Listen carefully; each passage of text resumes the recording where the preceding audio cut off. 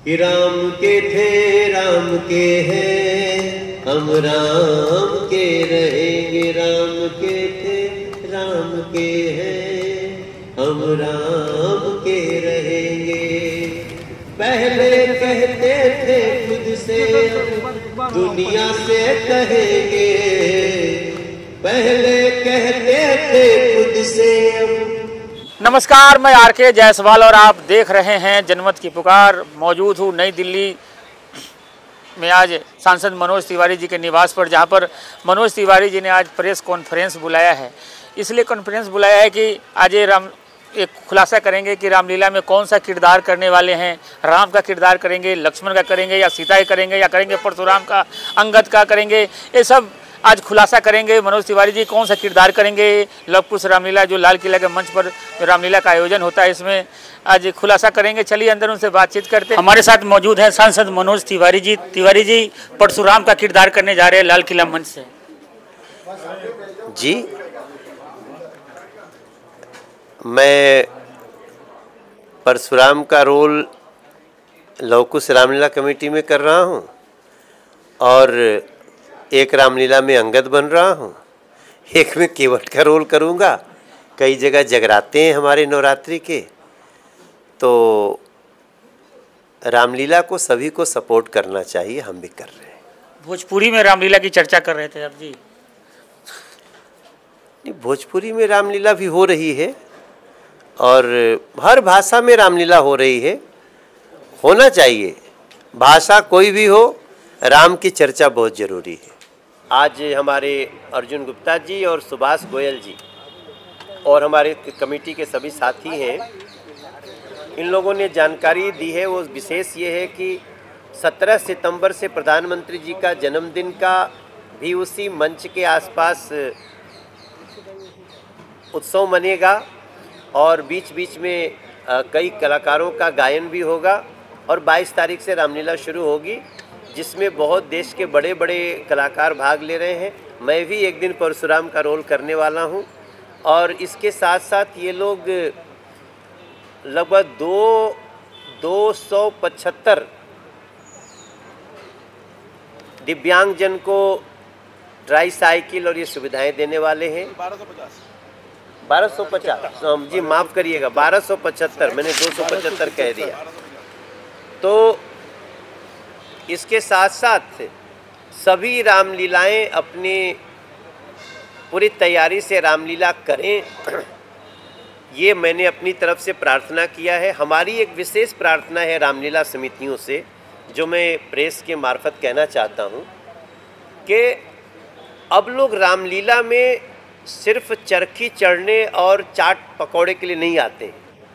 अब लोग राम की कहानी को जीवन में उतारना चाहते हैं, वो ध्यान से सुन रहे हैं। सोशल मीडिया का और डिजिटल युग जो आया है, आप सब मीडिया के लोग भी, तो सारी चीज़ों की डिटेल में चर्चा हो रही है।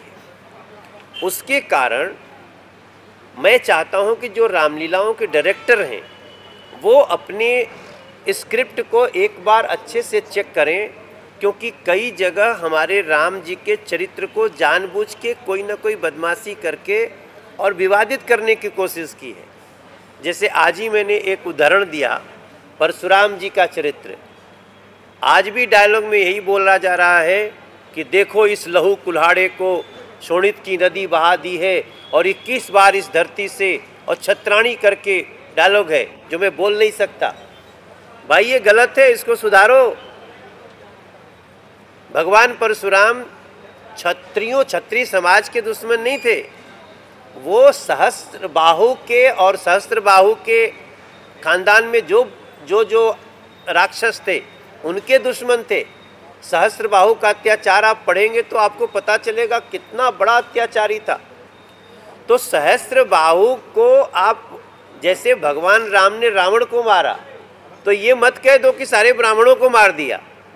इस तरह के सतर्कता से रामलीला समितियों के डायरेक्टर रामलीलाओं के काम करें, ये हमारी विशेष प्रार्थना है। और बाकी सभी लोग ज़्यादा से ज़्यादा संख्या में जुड़ें, लोगों को रामलीला देखने आना चाहिए, रामलीलाओं को सपोर्ट करिए, क्योंकि राम सिर्फ चरित्र नहीं, एक संस्कृति है, सभ्यता। तो ये बहुत प्रमुख बात है और इसके लिए लव कुश रामलीला कमेटी को बहुत बधाई देता हूँ मैं। सान्विका जी, सीता का हरण किसने किया? रावण ने किया। और रास्ते में बचाया किसने उनको? जटायु ने बचाया। तो बच्चों का बहुत इंटरेस्ट है। आपको राम जी की कहानी आती है सब? हाँ, आती है मुझे राम जी की कहानी। और क्या आती है? भगवानों की कहानी आती है, आती है तो बहुत सारी आती है। जितना इस देश में पुस्तकों ने नहीं राम को प्रतिष्ठापित किया है, उससे ज्यादा राम लीलाओं ने प्रतिष्ठापित किया है। इसलिए हम रामलीला समितियों का बहुत आभारी हैं। बड़ी जान के खुशी होगी कि यहीं द्वारका में एक रामलीला हो रही है जो पूरी तरह भोजपुरी में ही हो रही है। तो ऐसे लोग भी करते हैं और हर भाषा में रामलीला होनी चाहिए। हर भाषा में रामायण है, आपको पता होगा ना। तमिल में भी रामायण है, कंब रामायण, और मलयालम में ये रामायण हर भाषा में है और दुनिया के कई लैंग्वेज में है। तो भोजपुरी में तो हमनी के बड़ी खुश बनी जा। हम तो जहिया मौका मिली तो हम अपने एज के अनुसार दोनों रोल कर सके। मैं अपने आवास पे जब ये प्रेस कॉन्फ्रेंस हो रही है तो मैं बड़ी विनम्रता से पूरे देश से कहना चाहूंगा, please participate in Ramlila, in your village, in your मोहल्ला, इन योर सिटी। ये हमारा बहुत बड़ा धर्म होना चाहिए कि हम रामलीला में भाग लें। क्यों भाग लें? देखिए, हम एक छोटा सा उदाहरण आपको देना चाहते हैं कि नहीं भाग लेने से क्या होता है। हम तो बहुत पढ़े लिखे हो गए, हम क्यों जाएंगे रामलीला में? ये तो तमाशा है। तो तमाशा में हमारी राम की संस्कृति को कुछ लोग विवादित बनाने लगे। अब जैसे परशुराम का चरित्र आप सुनिए। भगवान परशुराम को कहा गया, अक्सर बड़े बड़े लोग कहते हैं कि भगवान परशुराम ने 21 बार क्षत्रियों से धरती को खाली कर दिया। और इसके चलते हमारे देश में ब्राह्मण क्षत्रिय आपस में बहुत जगह भिड़े रहते हैं। जबकि आप याद करें, जनक जी जिनके घर में धनुष रखा हुआ है शिव का, जिसको सफाई करते करते सीता जी ने उठा लिया, वो स्वयं क्षत्रिय है। जिसके धनुष टूटने से परशुराम को चिंता हुई और शादी में आ जाता। तो जनक जी भी तो क्षत्रिय थे, परशुराम जी ने उनको तो नहीं मारा। विश्वामित्र जी कहते हैं, ये राम और लक्ष्मण को आशीर्वाद दो महात्मा। परशुराम पूछते, कौन है राम लक्ष्मण? बोले दशरथ जी के पुत्र है। अरे दशरथ के पुत्र है, आयुष्मान वो भी तो क्षत्रिय है। फिर ये कौन सी शक्तियां हैं जिन्होंने कह दिया कि परशुराम ने सारे क्षत्रियों को मार डाला? जबकि रामचरितमानस में साफ साफ लिखा है कि सुनहु राम जहि शिव धनु तोरा, सहस बाहु सम सोरि कुमोरा। राम जी अगर कहते हैं कि रावण को उसकी सजा भुगतनी पड़ेगी, तो ये चला देगा कोई देश में कि ब्राह्मणों को सजा भुगतनी पड़ेगी। राम ने कहा, सहस्त्र बाहु के पापों का अध्ययन करे संसार, तब पता चलेगा कि परशुराम ने कितना बड़ा कार्य किया। सहस्त्र बाहु को उसके वंश के साथ मार करके।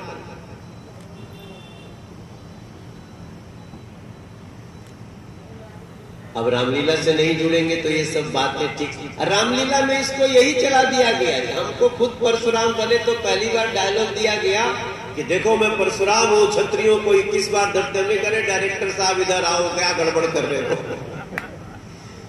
तो मैं देश के सभी रामलीला समितियों को बोलना चाहता हूं, हे मेरे भारत और दुनिया भर के, इंडोनेशिया, बाली से लेके संसार में जहां जहां रामलीला हो रही है, आपकी रामलीला में क्या क्या संवाद चरित्रों से हो रहा है उसको चेक करें। अब समाज जागृत रहे। सोशल मीडिया आप जब इंस्टाग्राम और व्हाट्सएप और ये फेसबुक सुनते हैं, ट्विटर सुनते हैं, तो आवाज कितनी क्रिस्टल क्लियर आती है। आप एक बार इंस्टाग्राम में आजकल घुस जाइए तो निकल ही नहीं पाएंगे आधा घंटा, ऐसा फंसा लेता है। क्यों? क्योंकि उसका साउंड इतना मजबूत है। हम जब टीवी चैनल देखते हैं तो उसमें घुस जाते हैं। क्यों? क्योंकि वो बहुत अच्छे से एंकर साउंड से बोल रहा है। हम जब यहां बात कर रहे हैं तो वहां स्पीकर पे सारे मीडिया का माइक रखा हुआ है, क्योंकि उनको रियल साउंड चाहिए। हमें साउंड पे भी काम करना है रामलीला में, और रामलीलाओं में होने लगा है। पहले लोग रामलीला में चरखी पे चढ़ने भी आते थे, वो चाट पकौड़ी भी खाने आते थे, लेकिन मेरा विश्वास करिए अब लोग रामलीला देखने आ रहे हैं। सुंदर भजन हम लोगों ने शुरू किया कि राम के थे राम के हैं, हम राम के रहेंगे। राम के थे राम के हैं, हम राम के रहेंगे। पहले कहते थे खुद से, अब दुनिया से कहेंगे। पहले कहते थे खुद से, अब दुनिया से कहेंगे। राम के थे राम के हैं, हम राम के रहेंगे। सनातन है धर्म हमारा, सनातनी सब सच्चे हैं। सेवा करना कर्म हमारा, श्री राम के बच्चे हैं, श्री राम के बच्चे हैं। राम नाम की गंगा में मिलके बहेंगे। राम के थे राम के हैं, हम राम के रहेंगे। प्रेम से बोलिए सियावर रामचंद्र की। आप सभी का स्वागत है लव कुश रामलीला। आई हुई लव कुश रामलीला कमेटी के सभी पदाधिकारियों का, मेरे प्रिंट मीडिया के भाई, इलेक्ट्रॉनिक मीडिया के भाई, सभी कैमरामैन, यूट्यूबर्स, सोशल मीडिया, सभी का हम लव कुश रामलीला कमेटी की ओर से स्वागत करते हैं। और आज विशेष रूप से माननीय मनोज तिवारी जी के निवास स्थान पर ये पत्रकार वार्ता रखी गई है। मनोज जी का विशेष रूप से लव कुश रामलीला कमेटी के साथ प्रेम रहा है, इनका हमेशा आशीर्वाद बना रहा है। मनोज जी वो इंसान हैं जिनका सफर भोजपुरी से लेकर संसद तक पहुंचा। एक ऐसे पार्लियामेंटेरियन है जिन्होंने कला के क्षेत्र में, संगीत के क्षेत्र में तो अपनी दुनिया के अंदर पहचान बनाई, लेकिन जन सेवा, लोगों के दिलों के अंदर उतरे, ये सबसे बड़ी पहचान माननीय मनोज तिवारी जी ने अपनी आज बनाई है। और एक बार नहीं, अनेक बार दिल्ली से चुनाव लड़े, दिल्ली के भारतीय जनता पार्टी के अध्यक्ष रहे। और मैं समझता हूं कि आज भारतीय जनता पार्टी, चाहे वो दिल्ली नगर निगम में हो, दिल्ली सरकार के अंदर हो, केंद्र सरकार के अंदर हो, उनके अंदर आप कोई भी मौका ऐसा नहीं होगा कि जहां मनोज तिवारी जी के गीत देश को ना समर्पित हो, जनता को ना समर्पित हो। ऐसे इंसान, ऐसे सूरज की तरह रोशनी देने वाले माननीय मनोज तिवारी जी, जो जनता की सेवा तो करते ही हैं, साथ में धर्म को भी समर्पित है। और ऐसे धर्म को समर्पित हैं, जब जब धर्म की हानि होती है तब तब कोई ना कोई एक व्यक्ति, एक इंसान ऐसा आता है जो इस धर्म की हानि को दूर करता है। और हमें ये कहते हुए बेहद खुशी है कि माननीय मनोज तिवारी जी लव कुश रामलीला कमेटी में अनेक किरदार अपने पिछले वर्षों में भी निभा चुके हैं।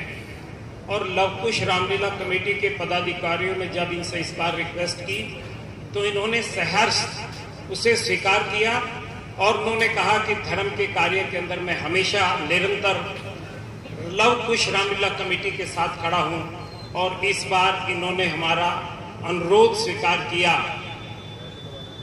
और इस बार हमने इनसे अनुरोध किया, भगवान परशुराम जी के किरदार के लिए इन्होंने सहर्ष हमारी रिक्वेस्ट को माना।